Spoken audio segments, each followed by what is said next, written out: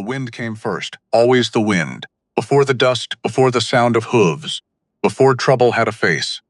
On the low ridge to the east, a man lowered his spyglass slowly, gloved hands, eyes like stone. Below him, at the stone well in the empty yard, another man hauled a bucket from the dark. The rope creaked.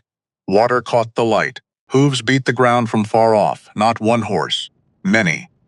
Riders appeared against the orange sky, heads low, faces hollow. A woman rode at the front, red cloth binding her hair. She stopped 30 feet from the well. The man at the well did not reach for his gun. His hands shook. Farther east, the man on the black horse with the white sock smiled without warmth. He had waited 5 years for this moment. One drop of water at the wrong well, and the valley would burn again. The bucket hit the ground. Water spilled into the dust. The woman dismounted. Neither spoke. The wind held its breath. Something in the dust was about to catch fire. The wind came first. It always came first. Before the dust. Before the sound. Before anything, a man could point to and say, "There, that's trouble, just wind," dragging its fingers across the flats outside Caleb Whitlock's ranch, whispering through cracked fence posts like it was telling secrets to the dead grass. Caleb didn't look up right away. He knew that wind. Had learned its language the way a sailor learns the sea. Not by choice, but because his life depended on reading it right. He was 33 years old. Looked older. Felt older still. 5 years will do that to a man. 5 years of mornings that start the same way. Boots on, hat low. Walk to the well before the sun gets a chance to remind him of anything. Because mornings were dangerous. Mornings were when the mind wandered, and Caleb Whitlock had learned, the hard way, exactly where his mind wandered to, if he let it off its leash. So he didn't let it, he worked instead. The well sat at the center of everything he had left. A stone ring, hand-built, rope worn smooth from years of pulling, 30 miles in any direction, and you wouldn't find another one, this deep, this steady, this alive. Other wells had dried up 2 summers back when the rains forgot how to fall. His hadn't. Some folks called that luck. Caleb didn't believe in luck anymore. He believed in work, in routine, in the particular silence of a house built for 2 people that now held only one. He lowered the bucket, listened to the rope creak, felt it hit water, far down, in the dark. That small tug always steadied him. Proof the earth still had something to give. Proof he hadn't already lost everything, almost everything. He pulled the bucket up slow, muscles moving on memory, not thought. Behind him, the barn leaned a little more to the left than it had. Last winter, he should fix that. He'd been saying that. For months. There were a lot of things he'd been saying for months. Things about the fence line that needed mending along the north pasture. Things about the roof shingles that had started to curl at the edges, like old paper left too long in the sun. Things about the garden Mary used to keep. Gone to weeds now. Nothing left of it but the shape of the rose she'd dug. Still visible if you knew where to look. Still there in the dirt like a signature. Nobody had bothered to erase. He knew where to look. He never looked.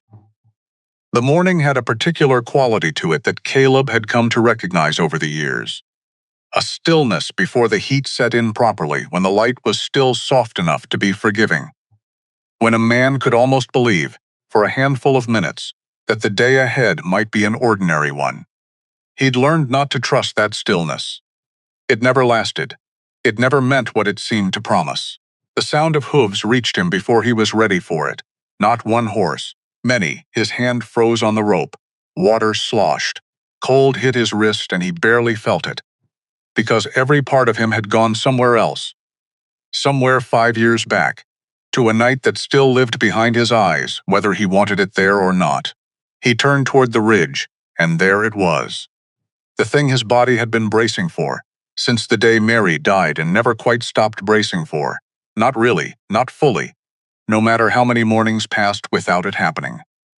Riders, a long dark line of them, cut sharp against a sky gone orange and merciless. Apache, his mouth went dry before his mind caught up to why.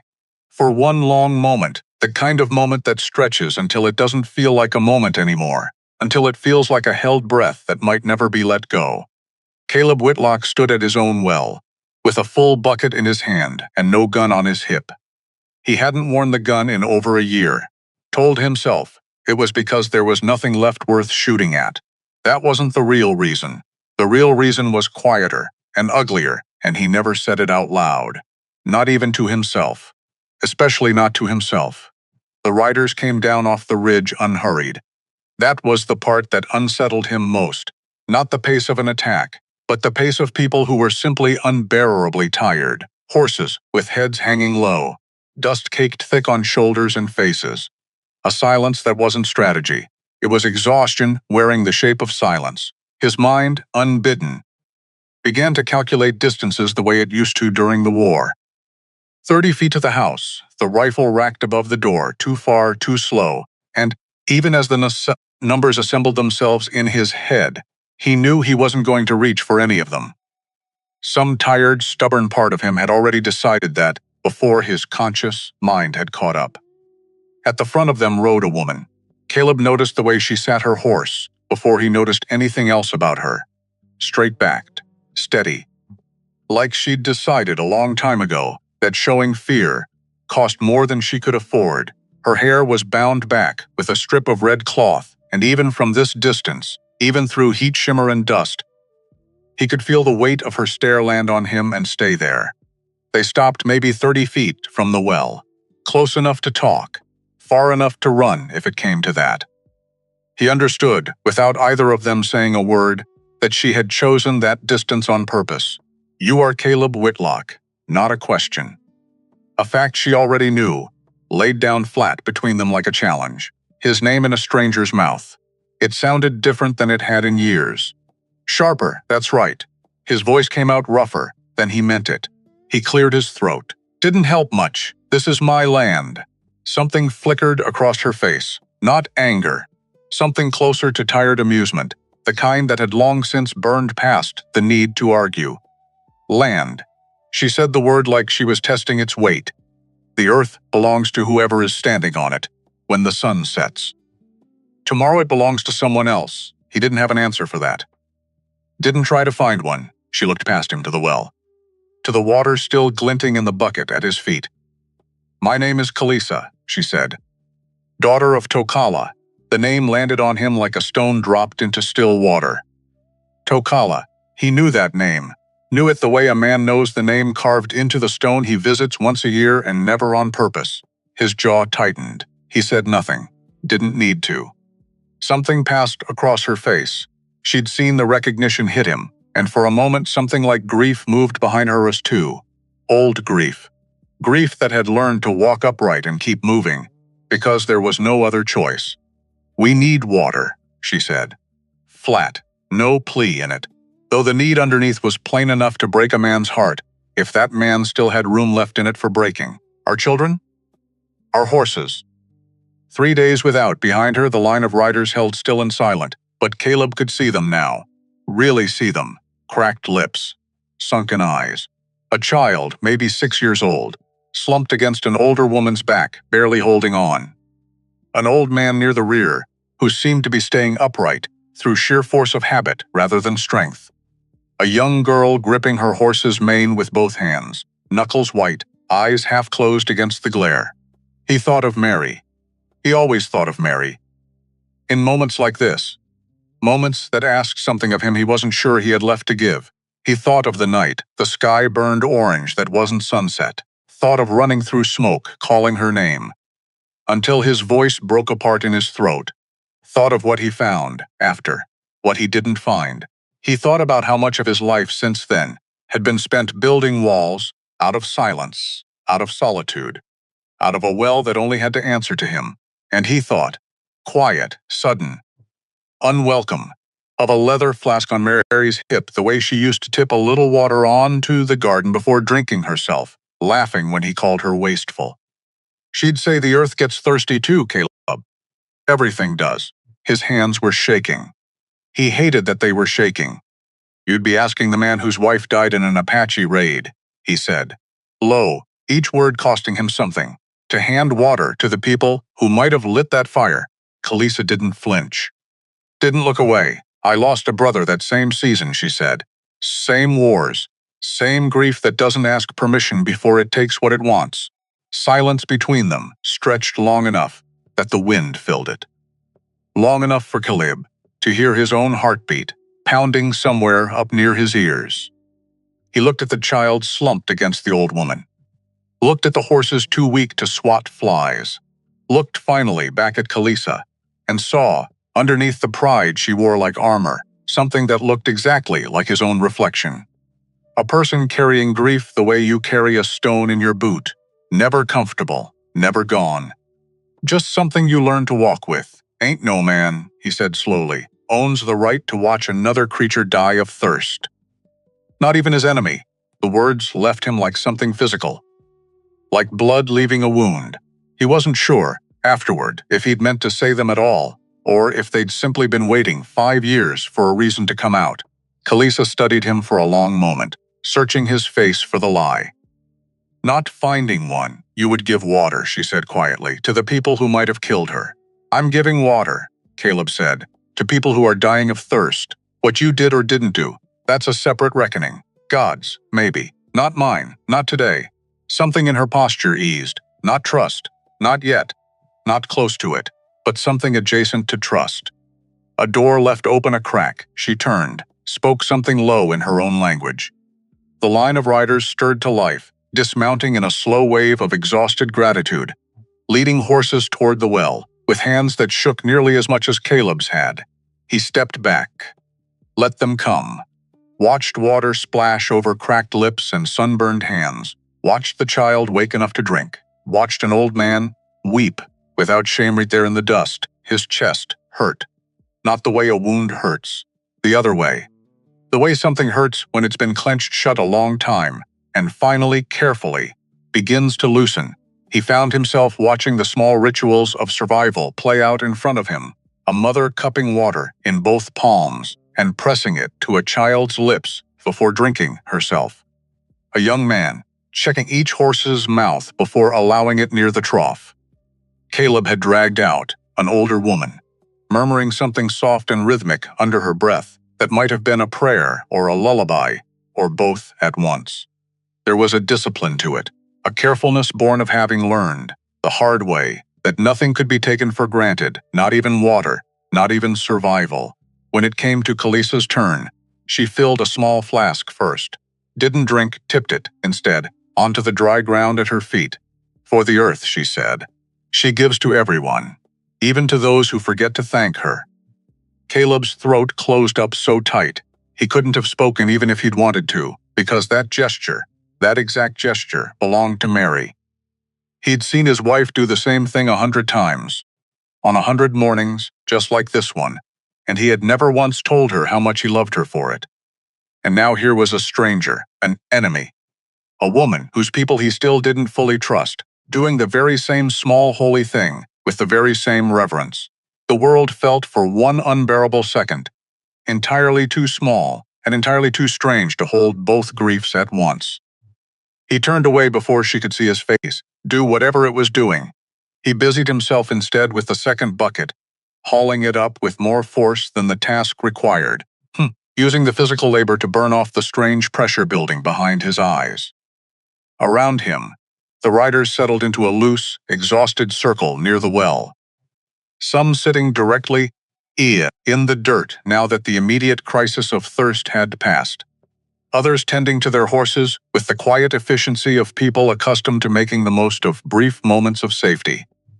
They camped that night at a respectful distance, close enough that Caleb could see their fires flickering small and orange against the dark, far enough that neither side had to pretend the last 5 years hadn't happened.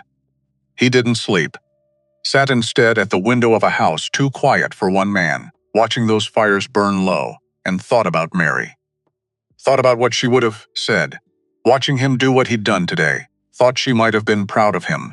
Thought she might have done it faster than he had. Mary was always better at forgiving the world than he was.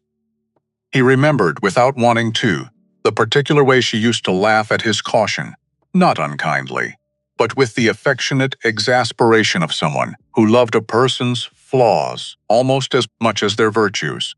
You think too hard before you're kind, Caleb. She'd told him once, early in their marriage, when he'd hesitated too long before helping a stranded traveler on the road. Kindness doesn't need that much thinking. He'd never quite managed to unlearn the habit she'd been teasing him about. If anything, the years since her death had only deepened it, until caution had hardened into something closer to a wall. By dawn, the camp was breaking apart. Horses saddled, bundles gathered, the quiet efficiency of people who had learned, out of necessity, how to leave a place without leaving a trace. Kalisa found him again near the well.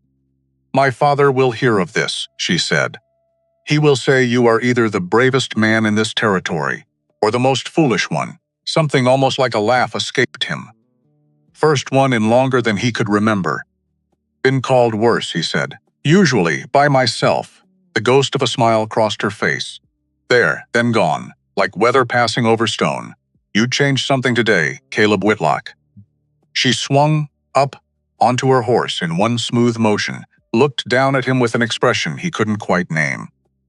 Whether you meant to or not, he watched them ride out until the dust swallowed them whole.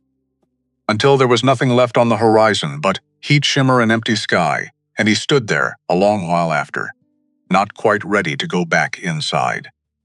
To a house that had, for one strange morning, felt a little less empty than it had in 5 long years. He didn't know yet how far word would travel. He didn't know either that someone else had been watching. From a low ridge to the east, through a spyglass held in a steady, calculating hand, a man had seen every drop of water change hands. Had seen the alliance being born in real time, the very thing he'd spent 3 years quietly working to prevent. Reeves Hargrove lowered the glass slowly. Once long ago, before he traded a uniform for a rancher's coat and a colonel's pension for a fortune built on other men's desperation, Hargrove had commanded men in this very territory, had given orders that ended in fire and smoke on a night nobody in this valley liked to speak of anymore. He remembered that night better than most, though he'd made very sure no official record remembered it the way he did. He remembered exactly which ranch had burned closest to the site of that engagement. Whitlock's ranch. He'd known, for 5 years, precisely what had happened to Caleb Whitlock's wife, and precisely why, and he had let the widower carry the wrong version of that grief every single day since. Because a grieving man who hated his neighbors was a man who'd never think to look for the truth closer to home. Now that grieving man was giving water to the very people Hargrove needed him to keep hating. That would not do. He sat there on his horse a long while, turning the problem over the way he turned over any problem. Patiently. Methodically, the same discipline that had once made him effective at moving troops across difficult ground, now applied to moving public sentiment across difficult minds. He had built his fortune on exactly this skill, not force. Force was crude, and force left evidence. What he preferred was slower and cleaner, the careful placement of a single doubt in a receptive mind, left to grow on its own, watered by nothing more than the frightened imagination of people who wanted above all else to believe the simplest and most comfortable version of events. Hargrove folded the spyglass shut with a soft, final click, like a door closing on a room he intended to burn down later. "Well now," he murmured, to no one but the wind and his own patient calculations. "Isn't that a complication?" He turned his horse back toward town, already composing the story he'd tell by nightfall, a story about missing cattle and dangerous neighbors, and a rancher who couldn't be trusted with the last deep well in 30 miles. A story with just enough truth stitched through the lies to make it believable. By sundown, he'd have the first threads of it planted in 3 separate saloons, 4 separate mouths, none of them his own. That was the thing about fires Hargrove had learned a long time ago. Back when he still wore a different kind of coat and gave a different kind of order, you rarely had to light them yourself. You just had to leave the right kindling in the right place and wait for someone else's fear to strike the match. He rode back into town by way of the Eastern Trail, taking his time, nodding pleasantly to the few ranch hands he passed, playing the part he had spent years perfecting, the reasonable man, the concerned neighbor, the retired officer, who only wanted what was best for the territory he had once sworn to protect. It was a good performance. It had always been a good performance. The trick he had learned was never to think of it as a performance at all, but simply as the truth wearing whatever clothes the moment required. By the time he reached the edge of town, the outline of his plan had already taken shape in his mind, each piece falling into place with the same cold satisfaction he used to feel arranging troops before a battle he already knew he'd win. 2 days passed quiet on Caleb's land. Quiet in the way a held breath is quiet, full underneath with something waiting to happen. He fixed the barn's leaning wall, mended fence he'd been ignoring since spring, told himself the work was ordinary, unremarkable, nothing to do with the fact that his hands had felt steadier since the morning Kalisa's people rode away, like something long clenched inside him had finally partially let go. He didn't examine that feeling too closely. Examining feelings had never gone well for him. Still, there were moments, small, unguarded ones, when he caught himself thinking of the way Kalisa had poured that water onto the ground, the exact tilt of her wrist, the particular reverence in her voice. He would notice himself thinking it, and then push the thought away, the same way he'd pushed away 100 other thoughts over the last 5 years, filing it into whatever quiet corner of himself where such things went to wait. It was on the 3rd day that Silas Doyle rode up the trail, Caleb's nearest neighbor, a decent enough man most days, nervous and thin and easily rattled, the kind of fellow who'd survived out here, mostly by staying quiet and doing what he was told. He didn't get down off his horse. Caleb, a nod, tight, eyes sliding sideways, not quite meeting his. Heard something you ought to know. Heard what? Missing cattle. Off the Larson spread. 6 head, maybe more. Gone sometime in the night. Doyle's throat worked. Tracks headed west, toward Apache land. Caleb felt something cold settle low in his stomach. When? 2 nights back. 2 nights. Right after Kalisa's people had ridden out of sight, west, toward wherever Holmes was for them now. You believe that, Caleb said, flat, not quite a question. Doyle shifted in the saddle, wouldn't hold his eyes. Don't matter much what I believe, matters what the town believes. And after what you did, given water to a war party at your own well, he shook his head. Folks are scared, Caleb. Scared folks don't think straight. They're saying you invited trouble right up to your door. They weren't a war party. They were dying of thirst, I know that. Doyle's voice cracked, just slightly, with something that might have been shame. I know that, and you know that. Don't mean the rest of them are going to care. He turned his horse before Caleb could say another word. Rode off at a pace just shy of a run, like he couldn't get away from the conversation fast enough. Caleb stood there a long moment in the settling dust, that cold feeling in his stomach spreading slow and steady, the way a stain spreads through cloth. Because he knew cattle didn't just walk themselves west in the dark. Someone had moved them. Someone who wanted it to look exactly like what everyone in town was, already primed and ready to believe. He didn't have a name to put to it yet. Didn't have proof of anything beyond a bad feeling crawling slow up the back of his neck. But he'd fought a war once, long enough, to learn the particular shape of a trap being built around him, piece by careful piece, by hands he couldn't yet see. That night, he sat again at his window, watched the dark where the horizon used to hold nothing but stars, and now seemed to hold something else too. Something patient, something waiting. Something that had been waiting a lot longer than 3 days. He thought about Kalisasa pouring water onto the dry ground. For the earth, she gives to everyone. He thought about Mary doing the same, years and years ago, and how he'd never once asked her why she did it, why it mattered so much, and how he would give almost anything now for one more ordinary morning to ask her. And he thought, quiet, unwelcome, impossible to shake, that whatever was coming for him now wasn't going to care one bit about the good he'd tried to do at against him. He just didn't yet know who was pulling the strings, or how far they were willing to let the fire spread before they were satisfied with the burning. 4 days after the cattle went missing, the whole story had grown teeth. It happened the way these things always happen out here, not all at once but in pieces, passed hand to hand across a bar top, over a fence line, in the hush before church, until by the time it reached Caleb's ears secondhand, it barely resembled the truth at all. 6 head of cattle had become a dozen. A dozen had become an accusation with his own name, stitched right into the middle of it. The rancher who'd thrown open his well to raiders, who couldn't be trusted, who might as well have handed them a rifle along with the water. He rode into town on the 5th day because staying home and letting the story grow without him felt like a slower kind of dying than he had patience for. The street went quiet when he passed, not the ordinary quiet of a small town minding its business. The other kind. The kind where conversations stop mid-word and eyes track a man's back, like he's already been tried and convicted, and everyone's just waiting on the sentencing. He tied his horse outside the mercantile, felt the weight of stairs pressing in from the porch of the saloon across the street, from the open door of the smithy, from behind a curtain in the window of the boarding house.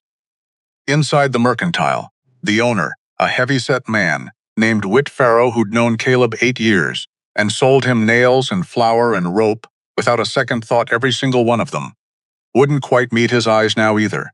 Caleb, a nod, tight, careful, like handling something that might go off. Whit, a long pause, too long. Heard you had visitors, Farrow said finally, folding a burlap sack with more attention than the task required. Out at your place. Heard right. Caleb kept his voice level. Dying of thirst. Gave 'em water. Same as I'd give any creature dying of thirst. Some folks are saying different. Some folks weren't there. Farrow looked up then, and for just a moment, something honest passed over his face. Not accusation but fear, plain and simple, the kind that made good men say things they wouldn't otherwise say. Larson's cattle are gone, Caleb. Real gone. Man's got 4 kids and a wife with the fever and no beef to sell come winter. And the tracks head west. I heard. Folks are putting 2 and 2 together. Folks are putting 2 and 2 together and getting 5. Caleb said, quiet, hard. I know those people didn't take Larson's cattle. I watched 'em ride out. Half of 'em could barely sit their horses. They were that far gone from thirst. Man like that doesn't rustle beef on his way home from nearly dying. Farrow didn't answer right away, wouldn't hold his gaze, and in that silence, in that refusal to look him in the eye, Caleb understood something that settled cold and certain in his chest.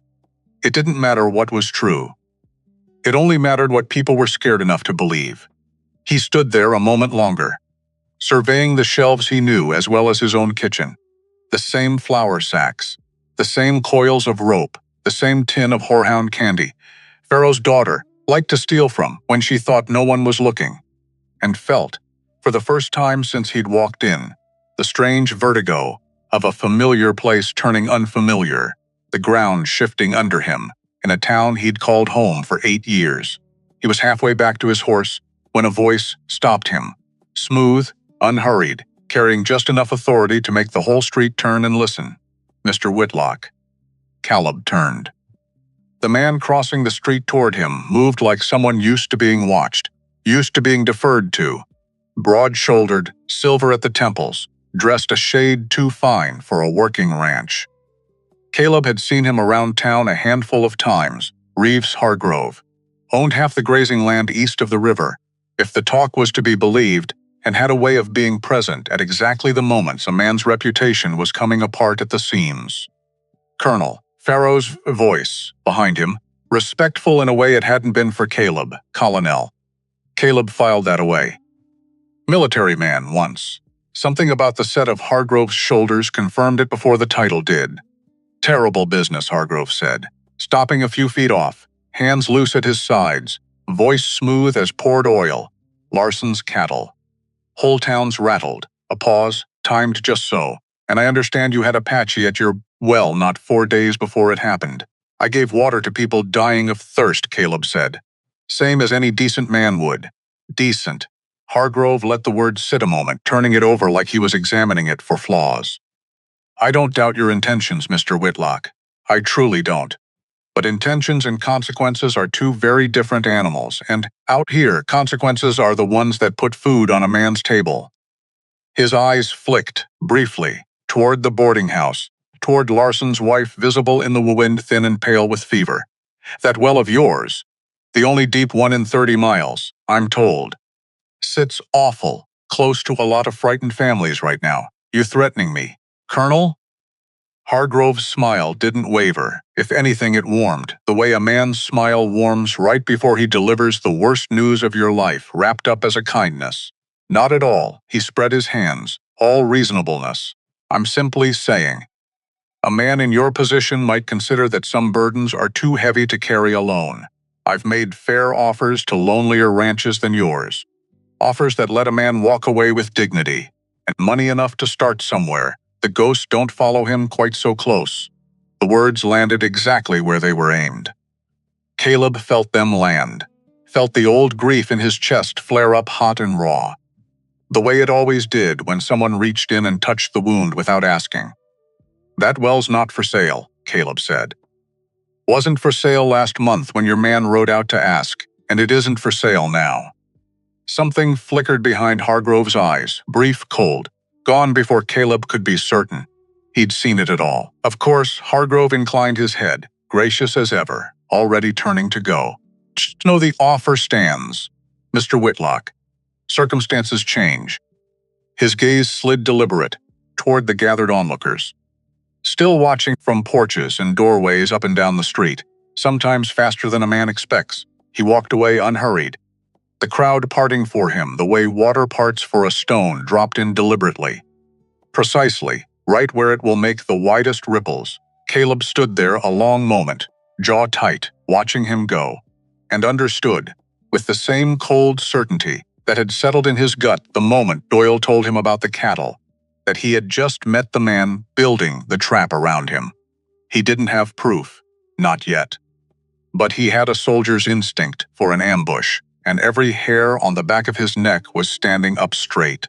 He rode home slow that evening, the sun bleeding orange and merciless across the flats, and found himself, without quite meaning to, scanning the horizon the way he used to during the war, watching for smoke, for dust, for anything that didn't belong. Nothing moved out there but heat shimmer and the long shadows of fence posts stretching thin across dry ground. But something had shifted. He could feel it, the way you feel weather changing before the first drop falls. A pressure building somewhere just past the edge of sight, patient, deliberate, gathering itself to break. He thought of Kalisa's flask, tipping water onto dry earth. She gives to everyone. He thought of Mary. He thought, unwelcome and sudden, of a name he hadn't let himself think in 5 years. The officer who'd led the cavalry response the night his ranch burned. The report that had come back so clean, so official, so certain the fire had started with the raiding party and nowhere else. He'd never once questioned that report. Never had reason to. He wondered now, watching Reeves Hargrove's fine coat disappear around the corner of the saloon.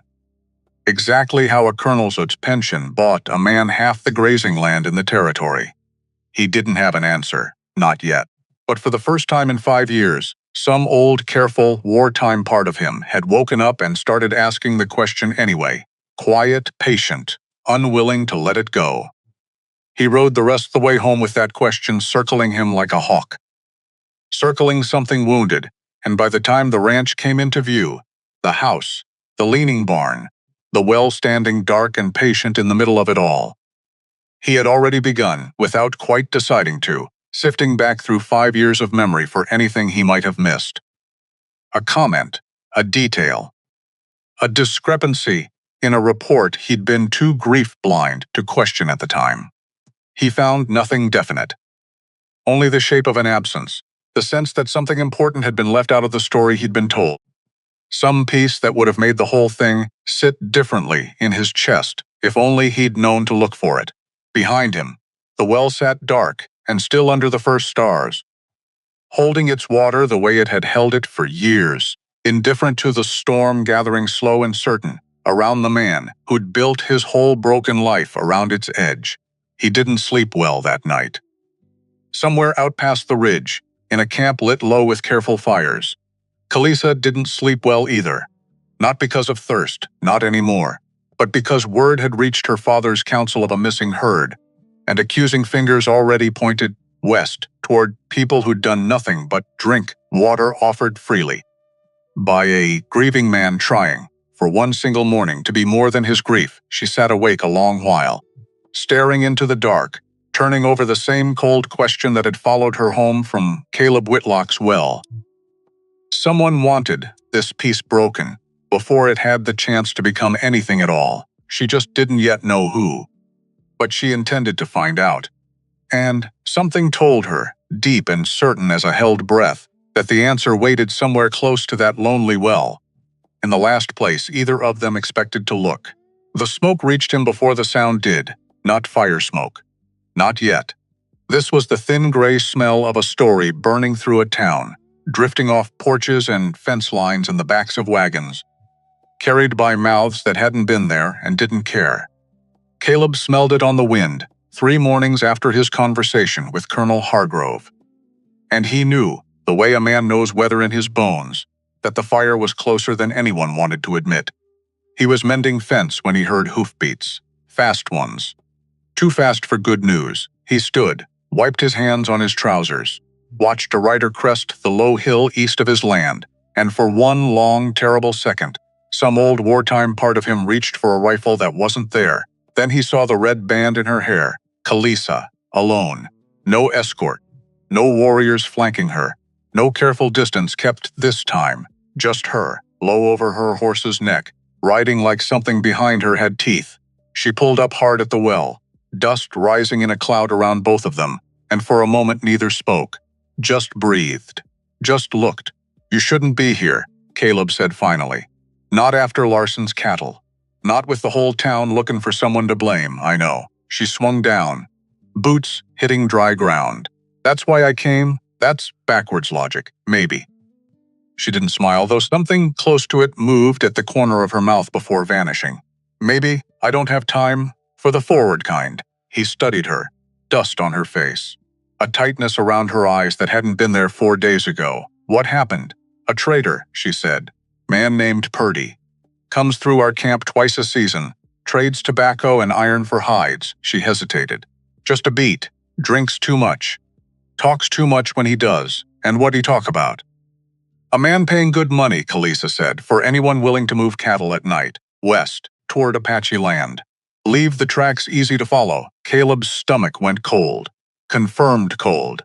The kind of cold that settles once a suspicion stops being a suspicion and becomes something with a shape. Who? Purdy didn't say a name, a pause, but he said the man wore a fine coat, talked like an officer used to giving orders nobody questioned. Caleb closed his eyes. Just for a second, because there it was. Confirmation. Second-hand and shaky, but confirmation all the same, of the thing he'd already half known standing in the middle of Main Street 4 days ago, with Hargrove's oiled voice sliding over him, like something he needed to wash off. "Hargrove," he said. Kalisa's head tilted. "You know this name, Colonel. Owns half the grazing land east of the river." Caleb's jaw worked. "Offered to buy my well not 2 weeks before your people showed up asking for water. Offered again in town, right after Larson's cattle went missing. Real generous timing, wouldn't you say?" "Too generous." Yeah, they stood there a moment, the two of them, in the flat gray light of a morning that hadn't decided yet whether it was going to be honest with either of them. "So, we know what?" Kalisa said. "We don't know why land," Caleb said, slow, turning it over. "This well's the only deep one in 30 miles. Man like Hargrove. Man with that much grazing land, already. Water's worth more than gold out here. More than cattle. More than most things. And if the town believes your well brought Apache raiders to their doorstep, then nobody argues too hard when a colonel steps in to take it off my hands," Caleb finished. For everyone's safety, Kalisa's eyes had gone distant, calculating, the look of someone assembling pieces of a puzzle she didn't like the shape of. "There is more, my father." Her voice tightened, just slightly, just enough that Kate heard the effort it cost her to keep it level. 3 weeks ago. Rifles. New ones, good ones. More than our hunters have carried in years. He didn't say where they came from. "You're thinking Hargrove." "I'm thinking," she said carefully, "that my father knows something he hasn't told me." Caleb watched her face while she said it. watched the way something in her jaw tightened. The particular strain of a daughter, suspecting her father of a thing. She doesn't want to be true. He knew that strain. Had felt its cousin 100 times these past 5 years. The strain of suspecting the world of things he didn't want to be true either. We don't have proof, he said. Just a drunk trader's gossip and a bad feeling. Bad feelings have kept my people alive a long time. Mine too. A beat. Doesn't mean they hold up in a courtroom. There is no courtroom out here, Caleb Whitlock. Her voice went flat, hard, edged with something old and tired. There is only who the town believes. And right now, the town believes you invited danger to your door. And my people stole from their neighbors to repay you for the water. He didn't have an answer for that. Because she was right. And they both knew it, and knowing it didn't make either of them any less trapped by it, the wind picked up. Dust skittered across the yard between them. So what do we do? Caleb said finally. Kalisa looked at him a long moment. Something shifted behind her eyes, a decision being made, weighed, settled into. We find Purdy, she said. Make him say the name out loud. To someone who matters, and if he won't, then we find another way. Her jaw set. I did not carry my people across 30 miles of dying land to watch that piece burn, because one man wanted a well. Caleb looked at her, really looked. The way he hadn't quite let himself look 4 days ago, too caught up in grief and suspicion and the strange vertigo of watching a stranger pour water on the ground, the way his dead wife used to. He saw now something steadier. Someone who'd ridden here alone, straight into a town that half blamed her people for a crime neither of them had committed, because the alternative was doing nothing, while a peace bought with real thirst and real courage burned down to nothing. All right, he said. We find Purdy. Something in her shoulders eased. Not relief, exactly. Something adjacent to it, you believe me, she said. Not quite a question. I believe the cattle didn't walk west on their own, Caleb said. And I believe a man who offers to buy my grief out from under me twice in 2 weeks isn't doing it out of Christian charity. The ghost of a smile, there and gone. That's not the same as believing me. No, Caleb admitted. But it's a start. They rode out separately, had to, for the look of it, in case anyone was watching the road, and met an hour later at a dry wash 3 miles east, where a stand of cottonwoods offered the only shade for a mile in any direction. Purdy's cabin sat another 2 miles past that, a leaning shack of gray wood and rusted tin, smoke curling thin from a crooked chimney. You've done this before, Caleb said, watching her scan the approach with a hunter's careful eye. Tracking a man down to make him talk. I've hunted before, Kalisa said. Men aren't so different from deer. Both run when they're scared. Both circle back to water eventually. That's supposed to be comforting? It's supposed to be true. They found Purdy, exactly where his cabin's crooked chimney promised he'd be, slumped in a chair on his sagging porch. A bottle within easy reach, eyes gone glassy and unfocused, in a way that suggested the bottle wasn't new. He startled when they rode up. Reached for something at his belt, found it wasn't there, and settled instead into the particular stillness of a coward calculating his odds. Whitlock. His eyes slid to Kalisa, widened. And company, we need to talk, Caleb's, swinging down. About what? About the man who's paying for moved cattle. Purdy's face did several things very quickly. Surprise. Then a poor attempt at confusion that fooled absolutely no one. Don't know what you're talking about. You told her people, Caleb said, nodding at Kalisa, about a fine-coated man paying good money for night work. Rustled cattle. Tracks left easy to follow west. I was drunk. Man says all kinds of things drunk. Were you Leon? Purdy's mouth worked, found no good answer. Reached for the bottle instead. Kalisa stepped forward before he could drink. Not threatening, just present. Just close enough that the trader's hand paused, halfway to the bottle, and stayed there. A man is going to lose his home, she said quietly. A piece that cost lives to build is going to burn to nothing. And you are going to sit on this porch and drink until you forget your own name, rather than say one out loud. Something in her voice, not anger, something worse. Something like disappointment, landed harder than any threat could have. Purdy's shoulders sagged. Didn't get his name, he muttered. Swear it. Man came through at night, hood up, paid in coin. Didn't say a word more than he had to, but you'd know him if you saw him, Caleb said. A long pause. Purdy's eyes flicked between them, weighing something. Fine coat, he said finally. Silver in his hair, talked careful. Like every word cost him something he didn't want to spend, he swallowed. Rode a black gelding with a white sock on the near foreleg. Real particular animal. Wouldn't forget it. Caleb's jaw tightened. He'd seen that horse. Tied outside the mercantile, not 4 days ago, while its owner offered him money to walk away from his own grief. That's enough, Kalisa said quietly. Enough for what? Purdy said, some of his nerve returning, now that the immediate danger seemed past.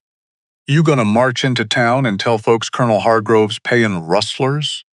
They'll laugh you clean off Main Street. Man's the closest thing this territory's got to law that ain't 3 days' ride away. Then we'll need more than your word, Caleb said. Won't we? They rode back separately again, same careful distance. But something had shifted between them on that dry, dusty porch. Some line crossed that neither of them said out loud. They met 3 more times over the following week. Careful times, quiet times at the dry wash, at dawn or dusk, when the light made 2 riders easy to mistake for shadows. They didn't find proof, not real proof. Not the kind that would matter to a town already primed to believe the worst. But they found each other's companies, settling into something neither of them examined too closely. The particular ease of 2 people who'd both learned, the hard way, exactly what grief costs and exactly how much it costs to keep carrying it alone. You don't talk about her, Kalisa said, on the 4th meeting, watching him check his rifle out of habit more than need. Your wife. Caleb's hand stilled. Not much reason to, he said. Talking doesn't bring her back. No, Kalisa agreed. But it keeps her from disappearing twice. He looked up at that. Something in his chest went tight and strange. You sound like you've thought about that a lot, my brother, she said simply. Same season, same wars. A pause. Careful, measured. I don't say his name enough either. Afraid it'll stop meaning what it used to.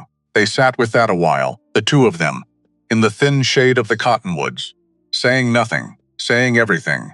Her name was Mary, Caleb said finally.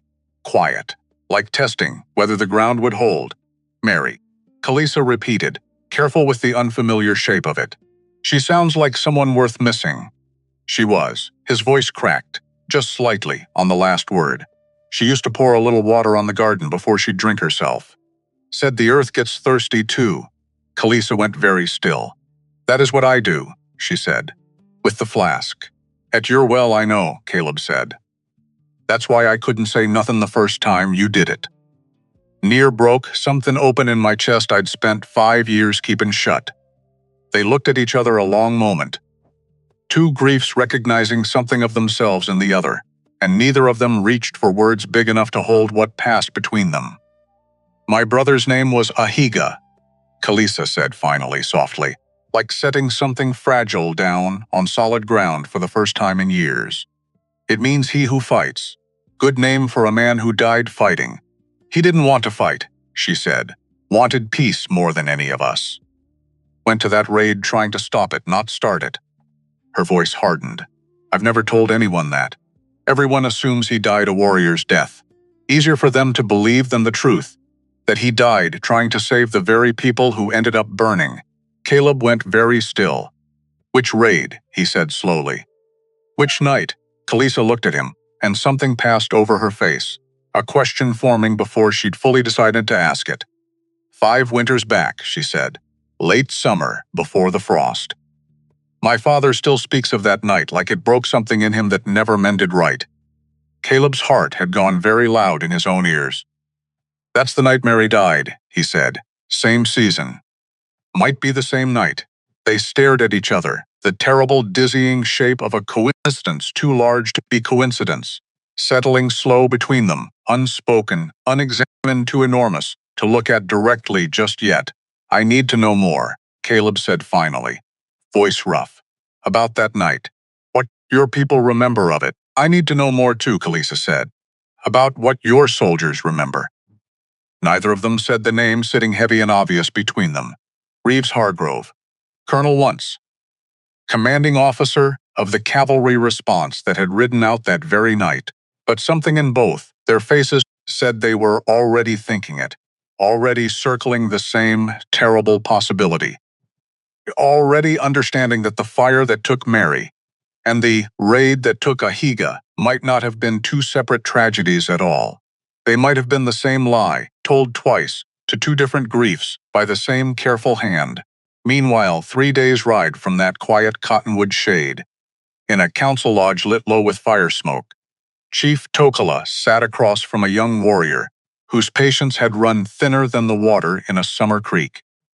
Silver Wolf was 24 years old, and he had buried more friends than a man his age should ever have to count, and he had spent 5 years watching his people bend and bend and bend toward peace, while the settlers took more land, more water, more of everything that had once been simply theirs. "You know something," Silver Wolf said, low, careful, the careful of a man choosing his words around a fire that might still burn him. "About the rifles." Tokala's face didn't move. 50 years of council fires had taught him that stillness could hide almost anything, if a man was patient enough to hold it. "I know a great many things," he said. "Don't circle me, old man." "Not on this." Silver Wolf leaned forward, firelight cutting hard shadows across his young, angry face. "New rifles. Good ones. More than we've had since before the treaties. And you won't say where they came from." "Would knowing bring you peace?" Tokala said. "Or would it only give you one more reason to burn something down?" Silver Wolf's jaw tightened. Ahiga died with an old musket in his hands, misfiring twice before it finally worked. "Maybe if he'd carried something better." "Do not," Tokala said. Sharp now, the stillness finally cracking. "Speak my son's name as a weapon against me." Silence fell between them. Thick and old, and full of grief neither man knew quite how to hold. "The rifles came from a settler," Tokala said finally. Quiet, tired, the words costing him visibly. "A man who calls himself a friend to our people. Who says he wishes only to help us protect what little land remains to us. His name." Tokala hesitated. Long enough that Silver Wolf's eyes narrowed. "Hargrove," the old chief said at last. Silver Wolf went very still. "The colonel," he said.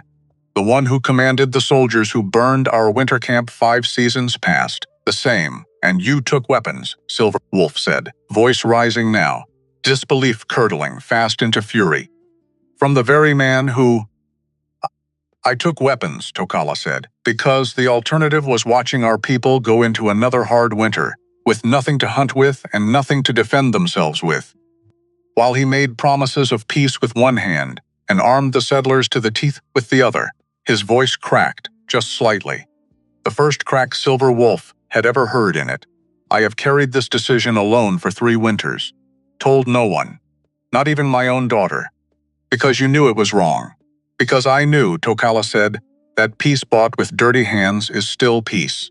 And I was tired, so tired, of watching our children die of things that had nothing to do with dirty hands and everything to do with empty ones." Silver Wolf stood. His whole body vibrated with something that hadn't found its shape yet. Not quite rage, not quite grief.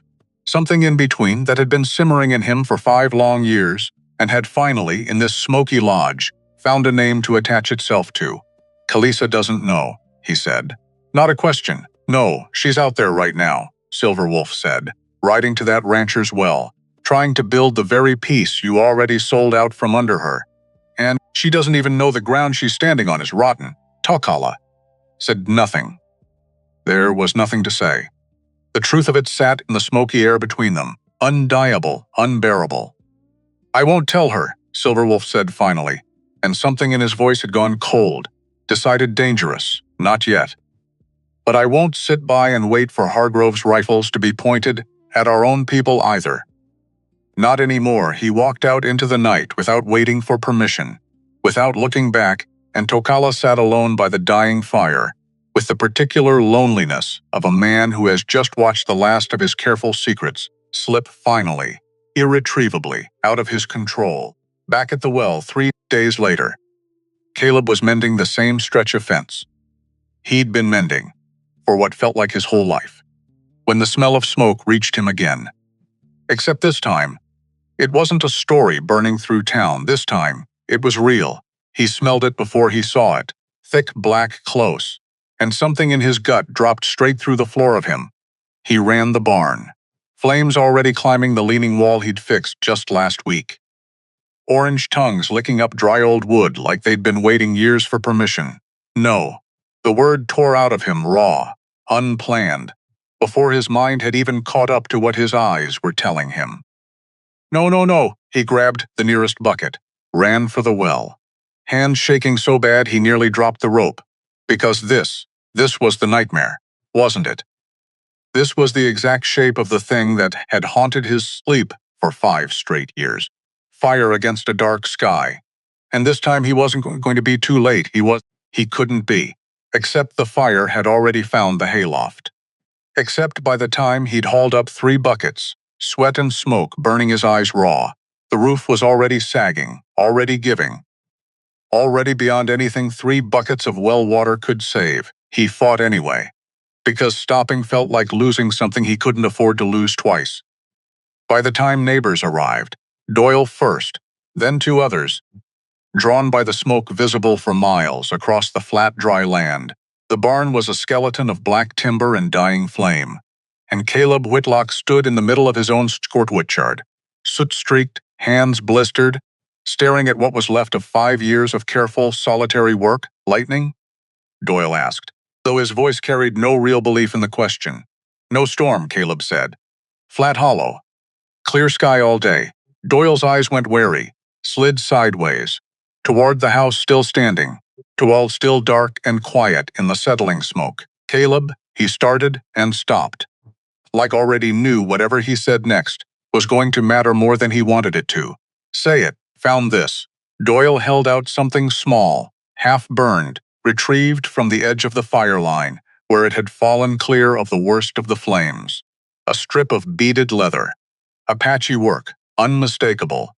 The kind of small personal ornament a warrior might carry. Might lose. Might. Caleb's mind snagged hard on the word. Might. Plant. That's not. Caleb's voice came out strangled. That doesn't prove nothing, I know that. Doyle said quietly. I know that, Caleb.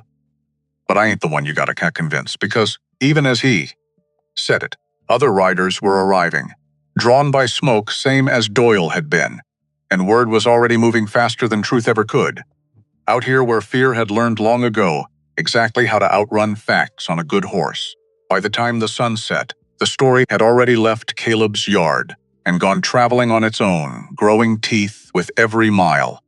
Apache raiders back again, this time putting fire to a white man's barn, this time leaving proof behind for anyone with eyes to see.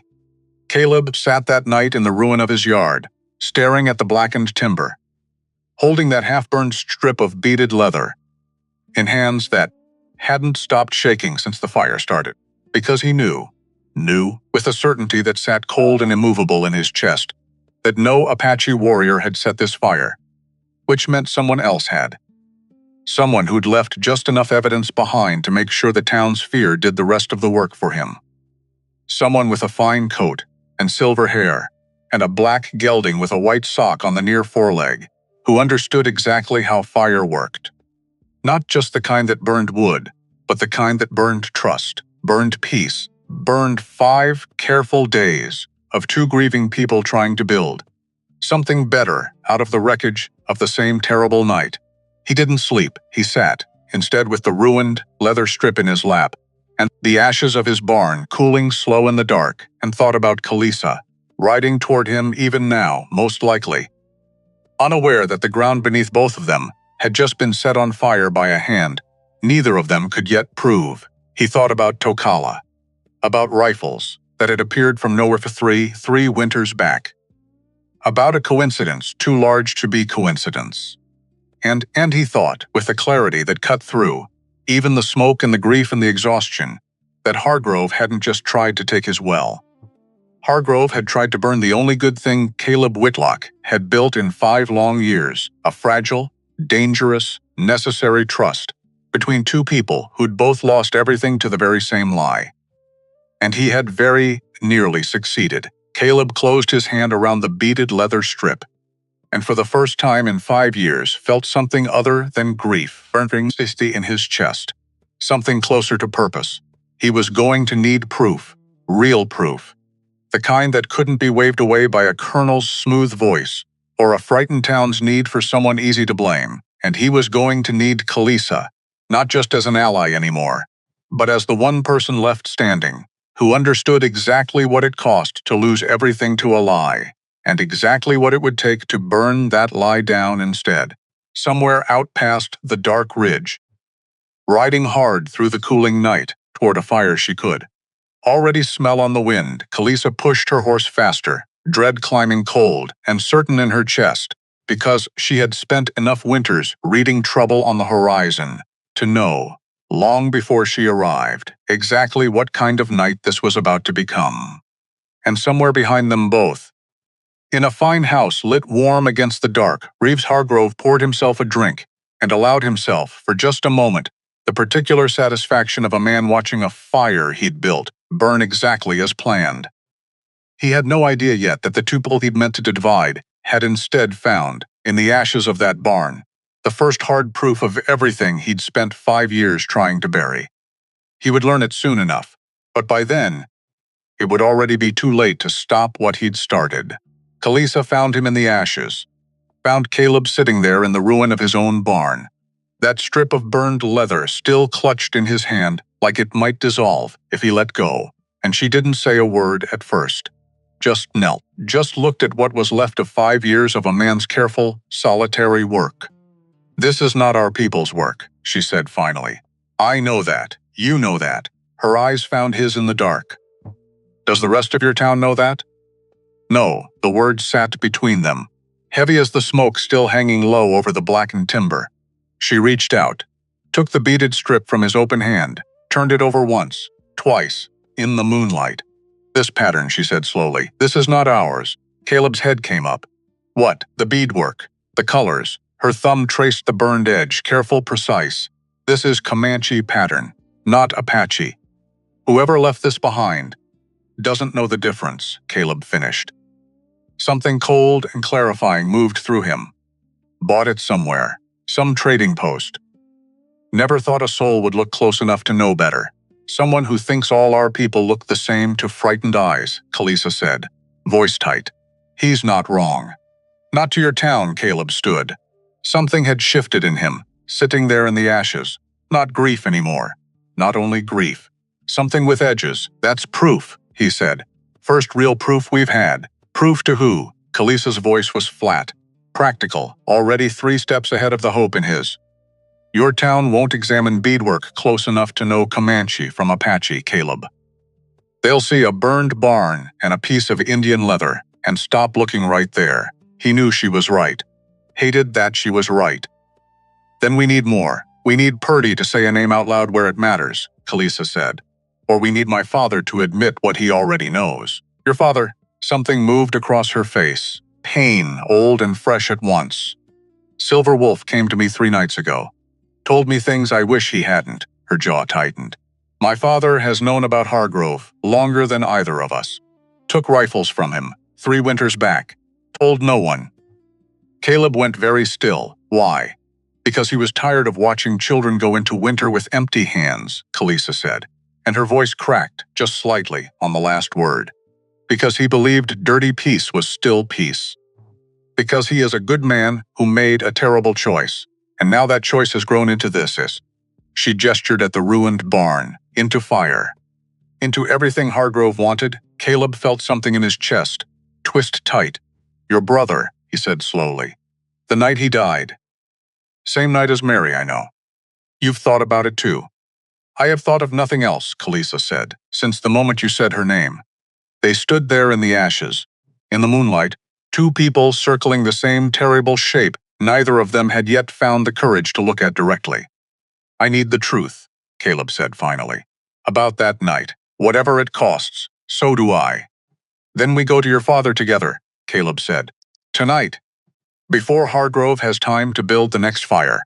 Kalisa hesitated only a moment. Together, she agreed. They rode through the dark for 2 hours. Caleb's borrowed horse pushed hard beside Kalisa's, and neither of them spoke much, because there wasn't much left to say that wouldn't break something open too soon.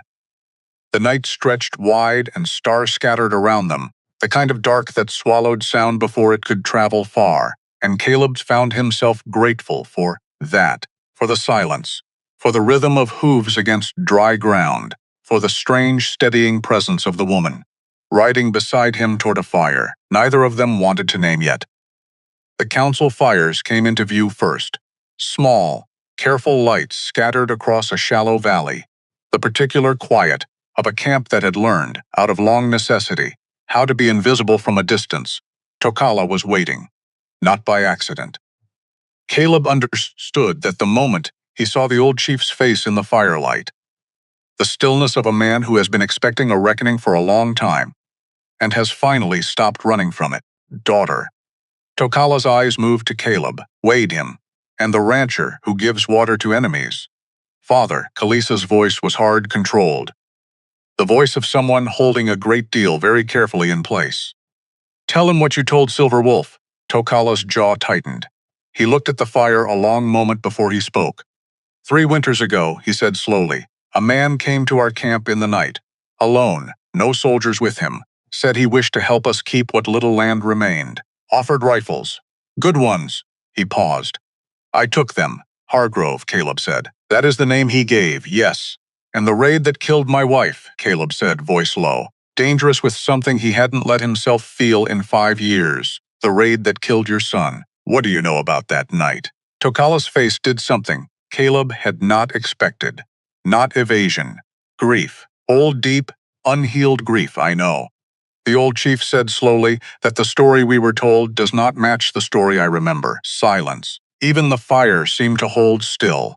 Tell me, Caleb said. My son did not ride to that raid to fight, Tokala said. He rode to stop it. There was a faction among us then. Young men, angry men, tired of watching soldiers push further into our land every season. They planned to strike your ranch. Ahiga heard of it, rode ahead of them, tried to turn them back before blood was spilled. Caleb's breath had gone thin in his chest. He failed. Tokala continued, voice rough now, the careful stillness finally cracking wide open. The young men would not listen. There was fire. There was fighting. My son died trying to pull 2 of them back from your barn. His eyes, wet now, found Caleb's, but he was too late to stop the torch already thrown. Your wife was inside when the flame caught the roof. Ahiga did not light that fire. He died trying to smother it with his own hands. The soldiers arrived after. Cavalry. Riding hard, as though they had been waiting nearby the whole night for exactly this. The words hit Caleb like something physical. Waiting, he repeated. You're saying they knew. Before it happened, I am saying. Tokala said that no cavalry patrol arrives that fast, that prepared, unless someone told them exactly where and when to be. Caleb's mind reeled backward, 5 years, to a night he'd relived every single mornings. Smoke, fire, running through it calling Mary's name, and then after, soldiers everywhere. So many soldiers, so fast, like they'd known, like they'd been told. Who commanded that response, he said, though he already knew. Though the name had been sitting cold and certain in his chest for days now. Colonel Reeves, Hargrove, Tokala said. The fire crackled. Somewhere in the dark, a horse shifted, stamped, went quiet again. He knew, Caleb said slowly, working through it, each word costing him something raw and enormous. He knew the raid was coming. Maybe he even, his voice broke off, started again. Maybe he even set it up. Told the wrong young men the wrong things. Knowing they'd take the bait, knowing it'd end in fire, his hands had begun to shake. And then he rode in after, played the hero, and let the whole territory believe. Apache raiders burned my ranch and killed my wife for no reason at all except hatred. And let my people believe, Kalisa said, voice shaking now too, that Ahiga died a warrior's death instead of dying. Trying to stop the very violence, Hargrove. Why, Caleb said, to no one, to the fire, to the whole dark, unbearable night. Why would a man do that? Land. Tokala said quietly. Grief makes enemies of neighbors who might otherwise share water. Fear makes a man sell his well cheap, or a chief take rifles he shouldn't. A colonel who understands both. A colonel patient enough to plant one seed and wait 5 years for the harvest. gets exactly what he wants. Caleb finished, hollow. A grieving man who hates Apaches enough to never look too close at who really profited. A grieving people who trust him enough to arm themselves with his rifles. And nobody ever thinks to look at the man in the fine coat standing quiet in the middle of it all. The silence that followed held 5 years of grief in it, reshaping itself, terrible and enormous, into something neither Caleb nor Kalisa had been prepared to carry. "I am sorry," Tokala said to both of them, his voice breaking fully now, the stillness of 50 years finally giving way. "I should have looked closer. I should have asked more questions when the rifles came so easily. I let my fear for my people blind me to a truth I did not want to see." "You're not the only one," Caleb said quietly. "I spent 5 years hating the wrong people, believed exactly what he wanted me to believe. Never once asked who benefited from my grief." Kalisa reached out, touched her father's shoulder, briefly, gently, an old wound and a new understanding meeting in the same quiet gesture. "We have the truth now," she said. "What we don't have is proof anyone outside this fire will believe," Purdy, Caleb said. "He's seen Hargrove's horse, heard him give orders about the cattle. That proves rustled cattle," Kalisa said. "Not a 5-year-old lie about a raid. There is one more thing," Tokala said slowly, and something in his voice made both of them go still. "The rifles Hargrove gave us. They came in crates, army crates, marked with numbers, unit designations. I did not understand their meaning at the time, only that they were finer than anything we had seen before. Requisition numbers," Caleb said, sitting up straighter. "If those crates trace back to a military supply chain, something Hargrove shouldn't have had access to after retiring his commission, then it is evidence." Kalisa finished, "Real evidence. The kind a territorial judge cannot simply wave away." "Where are those crates now?" Caleb asked. "Kept," Tokala said. "In the supply lodge. Silver Wolf has stood guard over them since the night he learned the truth," Tokala added quietly. "He would not let anyone near them. Not settlers. Not our own hunters, angry enough to melt them down for something else. He said the truth deserved to survive, even if his temper did not." A faint, tired pride crossed the old chief's face. "He has not slept a full night. In 3 weeks, I did not destroy them. Some part of me, even then, understood I might need them again. Something like hope moved through the fire-lit dark. Fragile, dangerous, unfamiliar to all 3 of them, after so many years of grief wearing every other feeling down to nothing. "Then we have something to build on," Caleb said. "We have somewhere to start," Kalisa corrected. "Building takes longer than one night." She wasn't wrong. But for the first time since the barn burned, Caleb Whitlock felt something in his chest that wasn't only ash. They rode back toward Caleb's ranch just before dawn, exhausted, carrying a truth too large to fully hold. And neither of them spoke until the well came into view, dark and steady against the graying sky. They stopped at the well, sat their horses there a long moment in the pale early light. 2 people who had just discovered that the wall between their griefs had never been real at all, that it had been built, brick by careful brick, by a single patient hand that profited from every stone. "What do we do with this?" Caleb said. "Now that we know," Kalisa looked at him steadily, "we make him answer for it. In front of everyone who ever believed his lie. That's a dangerous road. Every road worth taking is." Caleb almost smiled. Almost. The ghost of something that might have been, in some other life, in some other version of this story, the beginning of something gentler between them. Except there wasn't time for gentle things yet, because 3 miles east, in a fine house lit warm against the dawn, Reeves Hargrove had just received word. From a nervous writer. From a town still buzzing with fear over a burned barn and beaded leather, that Caleb Whitlock and the chief's daughter had ridden together, in the dead of night, straight to the Apache camp. Hargrove set down his coffee cup very carefully. He did not like surprises. Had spent a long career, first in uniform, then out of it, making very sure that surprises were things that happened to other men, not to him. "They're talking," he murmured, to the empty room, to no one. "Comparing notes." Which means he stopped himself, straightened his coat, because panic served no one. least of all a man who had built an entire fortune on patience, which meant it was time to stop being patient. He called for his foreman before the coffee had gone cold. "Ride to town," Hargrove said. "Tell the sheriff I have urgent business regarding stolen cattle and a dangerous alliance forming between Whitlock and hostile Apache elements. Tell him I fear for the safety of every family in this valley." "You want him to arrest Whitlock?" "I want him to arrest the story before it finishes forming," Hargrove said. "Whitlock alive and discredited is far more useful to me than Whitlock dead and turned into some kind of martyr." A thin smile. "Grief makes for excellent silence. Trust me, I have built a career on it." The foreman rode out within the hour. By midday, word had reached every corner of town. Whitlock conspiring with Apache raiders, the very ones who'd burned his own barn and stolen Larson's cattle. A story with just enough truth stitched through the lies to hold together. Same as always, same patient hand pulling the threads. Caleb felt the shift the moment he rode back into town for supplies. 2 days after the fire, Purdy's shaky testimony folded carefully in his coat pocket, alongside a hastily drawn copy of the rifle crate markings Tokala had provided. The street had gone from wary to openly hostile. "There he is," a voice, low, ugly, from the porch of the saloon. "Readin' with 'em now. Bold as anything. Heard he was out at their camp 2 nights back. In the dark. Alone, man's lost his mind. Grievin' that long." Caleb kept his eyes forward, kept walking. Felt every stare land on his back like something physical. He was 3 steps from the mercantile when the sheriff stepped into his path.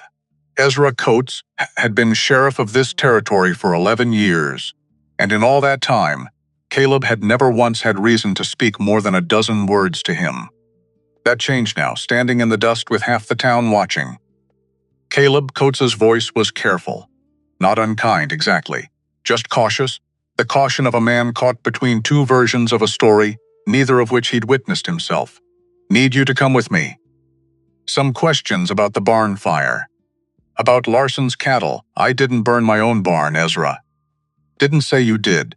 Coates's eyes flicked briefly toward the small crowd already gathering. "But Colonel Hargroves filed a complaint. Says you've been consorting with hostile elements. Ridden out to their camp at night." A pause. "Says folks' safety's at risk long as you're running loose, stirring up trouble with them." "I'm trying to stop trouble," Caleb said low, urgent. "Ezra, I got proof. Real proof. That Hargrove himself set up that raid 5 years back. That he's been paying men to move stolen cattle and blame it on. That's a mighty big accusation." Coates cut in, though something in his eyes had flickered, just briefly, at the certainty in Caleb's voice. "Against a colonel. Against the man half this territory trusts to keep the peace. He's the reason there's no peace to keep." Coates studied him a long moment. Behind him, the crowd murmured. Restless, hungry for resolution. "One way or another, I need more than your word, Caleb. I got Purdy's testimony. I got requisition numbers off.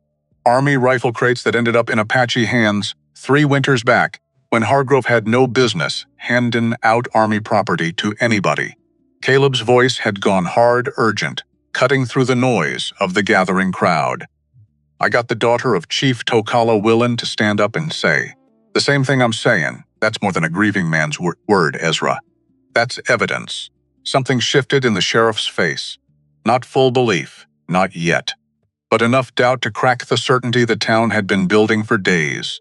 "Bring it to my office," Coates said finally. "All of it, Purdy included. And if there's any truth in what you're saying, there is, then we'll deal with it proper. Territorial court, not vigilante justice, not mob rule proper." His eyes hardened. "But if you're wrong, Caleb, or if this is some kind of, I'm not wrong." The crowd had gone quiet, listening now, the story shifting shape in real time in front of them, uncertain which version to believe. That uncertainty was exactly what Hargrove could not afford. He arrived within the hour, smooth, composed, coat immaculate despite the heat, and Caleb felt the whole street's attention swing toward him like iron filings, finding a magnet. "Sheriff," a nod, gracious as ever. "I came as soon as I heard. Terrible business, all of it." His eyes found Caleb's, cold beneath the warmth of his voice. I understand Mr. Whitlock has made some rather serious accusations. He has, Coates said carefully. Grief does strange things to a man's mind, Hargrove said, shaking his head with practiced sorrow. I've seen it before. A man loses everything, and eventually he needs someone to blame besides fate itself. I don't hold it against him. But I would caution the town against believing the wild claims of a man who's been keeping company with the very people who burned his barn. I got proof, Caleb said, stepping forward, voice steady despite the fury building, hot behind his ribs. Requisition numbers off Army rifles, a traitor who will swear to your foreman's face what he was paid to do, and a chief's daughter who will stand up in front of God and this whole town and say her brother died, trying to stop the very raid you set in motion. Something flickered behind Hargrove's eyes, the first real crack Caleb had seen in that smooth composure since the day they'd met. That's a serious thing to say, Hargrove said, voice still level, still controlled, though something underneath it had gone taut as a drawn bowstring, about a decorated officer. About a man who has done nothing but try to keep this territory safe. You didn't keep it safe, Caleb said. You built it, piece by piece, exactly the way you wanted it. Fear here, grief there. A little land, a little water, until you owned half the valley and nobody thought to ask why. The crowd had gone dead silent now. Every eye moving between the two, men like something out of a story. Nobody in town would forget telling for years. I want those requisition numbers examined, Coates said finally, voice firm now, decision made, by someone outside this territory. Fort records can confirm or deny in a matter of weeks. Weeks, Hargrove said, something sharp entering his voice for the first time. You'd let this man's wild accusations hang over an innocent man's name for weeks, on the word of a grieving widower and, on the word Caleb cut in, of a traitor a chief, and requisition numbers that either match up or they don't. Ain't nothing wild about facts, Colonel. Just inconvenient.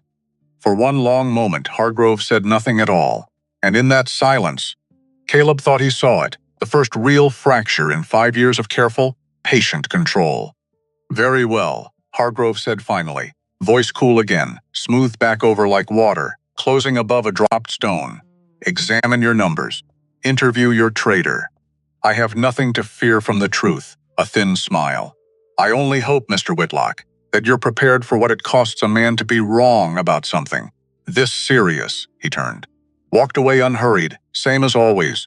The crowd parting for him, same as always. But Caleb had seen it. That crack, that flicker of something underneath the calm. For the first time since this began, Reeves Hargrove was afraid.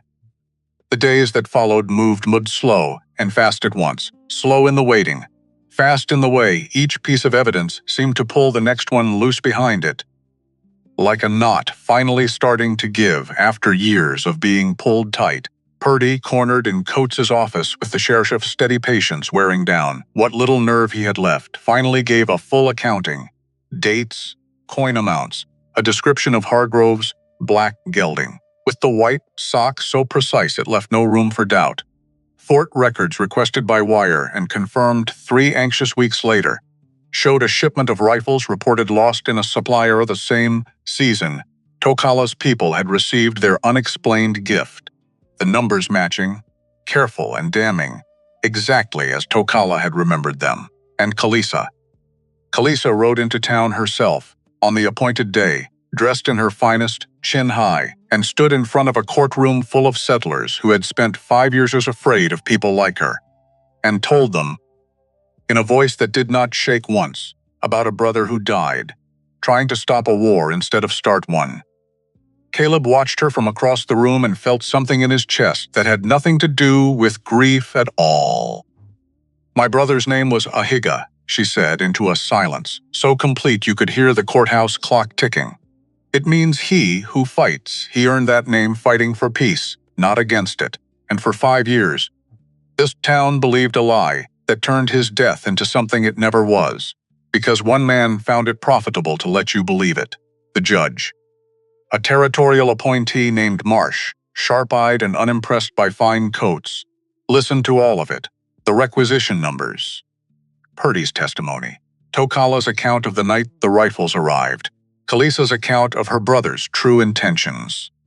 Caleb's own testimony, raw and unflinching, about 5 years, spent hating the wrong people for a grief someone else had engineered.